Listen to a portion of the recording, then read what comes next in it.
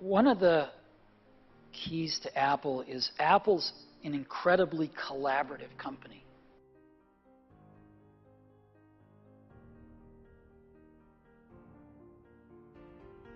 You know how many committees we have at Apple? No. 0. We have no committees. No committees. We are organized like a startup. One person's in charge of iPhone OS software. One person's in charge of Mac hardware. One person's in charge of iPhone hardware engineering. Another person's in charge of worldwide marketing. Another person's in charge of operations. We're organized like a startup. We're the biggest startup on the planet.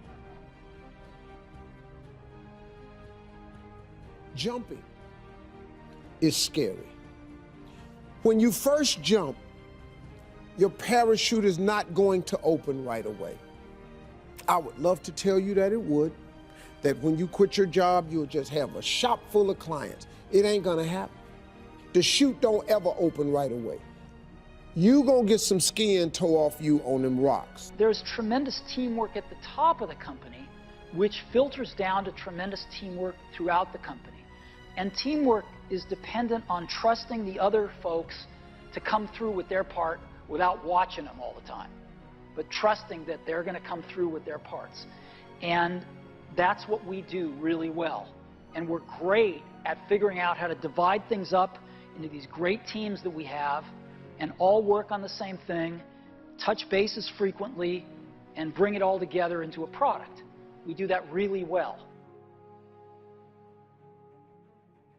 People say you have to have a lot of passion for what you're doing, and it's totally true. And the reason is because it's so hard that if you don't, any rational person would give up.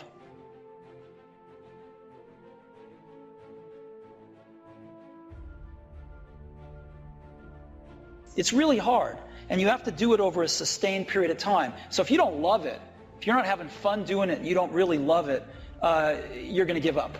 And that's what happens to most people, actually. If you really look at the ones that ended up, being successful, unquote, in the eyes of society, and the ones that didn't, oftentimes it's the ones that are successful loved what they did so they could persevere when it got really tough.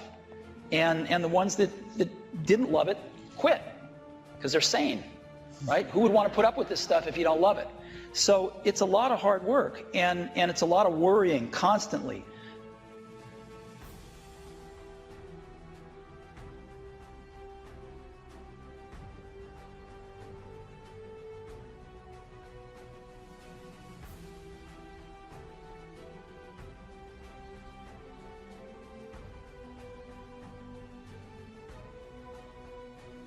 If you don't love it, you're going to fail. So you got to love it, you got to have passion. And I think that's the high order bit. The second thing is you've got to be a really good talent scout, because no matter how smart you are, you need a team of great people. And you've got to figure out how to size people up fairly quickly, make decisions without knowing people too well, and hire them, and see how you do and refine your intuition, and be able to help build an organization that can eventually just build itself, because you need great people around you. What I do all day is meet with teams of people and work on ideas and solve problems to make new products, to make new marketing programs, whatever it is.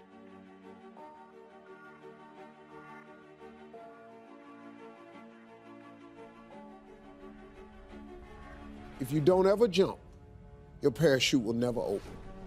You will never soar. Now, you'll be safe.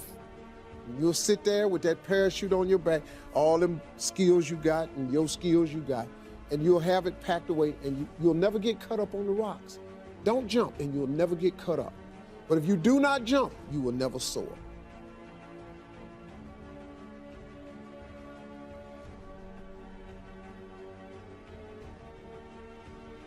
If you want to hire great people and have them stay working for you, you have to let them make a lot of decisions, and you have to be run by ideas, not hierarchy. The best ideas have to win. There must be more than a facilitator who runs meetings. You obviously contribute your own ideas. I contribute ideas, sure. Well, why would I be there if I didn't? You've got to believe in yourself. You've got to believe in your abilities. You've got to believe in your service, your company, your ideas. Unquestionably, you must have faith. It's hard. Yes, it's hard. It's difficult. Yes, right. And it's worth it.